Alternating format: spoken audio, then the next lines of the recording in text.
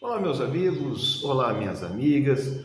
Quando uma pessoa se casa ou passa a conviver em união estável, passa a ter também um regime de bens, que é o conjunto das regras patrimoniais de uma relação afetiva e vai regular não apenas a situação dos bens que cada integrante daquele casal já possuía antes da união, como também aqueles que são adquiridos durante a relação.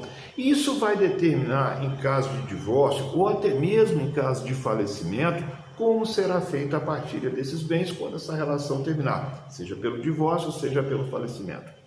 Quando você não faz um pacto antinupcial, escolhendo o regime de bens do casamento, ou um contrato, no caso da união estável, vigorará o regime da comunhão parcial de bens, que tem como regra principal considerar como sendo comuns, ou seja, pertencentes aos dois em igualdade de condições, independentemente de quem pagou por aquele bem, é considerar como comum os bens adquiridos de forma onerosa no curso da relação.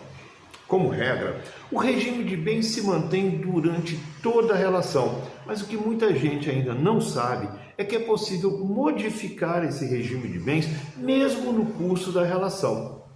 De fato, o artigo 1639, parágrafo 2º do Código Civil, dispõe que é admissível a alteração do regime de bens mediante autorização judicial em pedido motivado de ambos os cônjuges, apurada a procedência das razões invocadas e ressalvados os direitos de terceiros. É fácil concluir assim, apenas pela leitura desse dispositivo, que para que eu possa alterar o regime de bens de casamento, eu preciso propor uma ação judicial juntamente com o meu cônjuge, esclarecendo as razões do pedido de modificação e demonstrando também que aquela modificação não vai causar qualquer prejuízo para terceiros.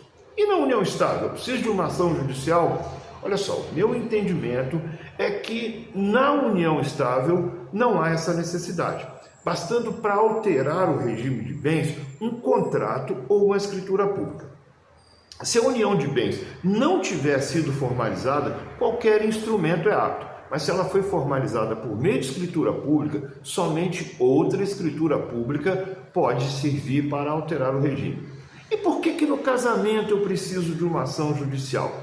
É que o casamento, por força do que dispõe o artigo 29, inciso 2º da Lei 6.015 de 73, a chamada Lei dos Registros Públicos, é obrigatoriamente registrado no Registro Civil das pessoas naturais, o que não vai acontecer com as uniões estáveis. Quando eu registro o casamento, eu registro também o regime de bens desse casamento, conforme previsão lá do artigo 70, 7º da mesma lei de registros públicos. Para retificar o registro, eu preciso de uma ordem judicial, conforme dispõe o artigo 109 da mesma lei. Na união estável, vale apenas a vontade das partes, que poderão modificar o regime de bens independentemente de qualquer manifestação judicial, desde que, é claro, não cause prejuízo a terceiros e que haja consenso. Agora, atenção! Essa alteração só vai produzir efeitos daí para frente, não vai produzir efeitos retroativos. Eu até andei encontrando alguns julgados que admitem o efeito retroativo, tanto no casamento quanto na união estável, mas são exceções devidamente justificadas perante o juízo, e aí até mesmo para a união estável é preciso levar a juízo.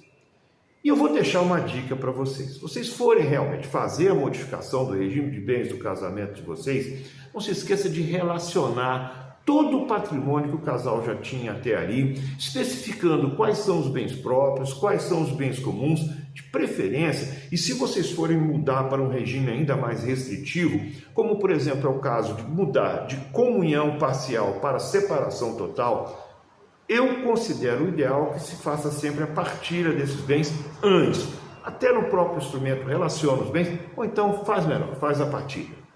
E aí, o conteúdo desse vídeo foi útil para você? Gostou? Então não se esquece de compartilhar nas redes sociais, deixe o seu like, faça a sua inscrição no nosso canal e a gente volta num outro vídeo. Até lá!